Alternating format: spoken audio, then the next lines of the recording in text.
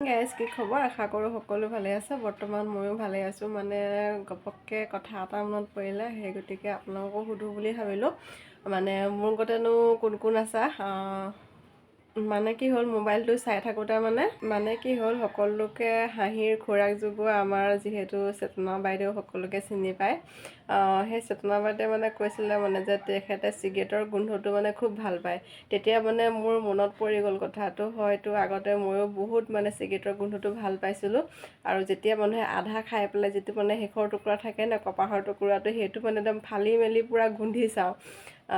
ৰাস্তাই পদূলিয়ে পৰি থাকিলেই হ'ল তাৰপিছত আৰু এটা কথা, আগতে যেতিয়া হিন্দী চিনেমাবিলাক চাওঁ ন, তেতিয়া একদম যি পূৰা একদম এনেকৈ পূৰা একদম চিগাৰেট খাই একদম পূৰা চিগাৰেট খাই একদম পূৰা বাইকৰ পৰা যে নামে যে, তেতিয়া একদম চিগাৰেট খোৱা ল'ৰাবোৰ খুব পচন্দ হয় আৰু খুব ভাল পাওঁ। তেতিয়া ভাবোঁ আৰু এনেকৈ তেতিয়া ভাবোঁ আৰু যে মোৰ মনৰ মানুহজনো যে এনেকুৱা হ'ব লাগে, একদম পূৰা হিৰো হ'ব লাগে।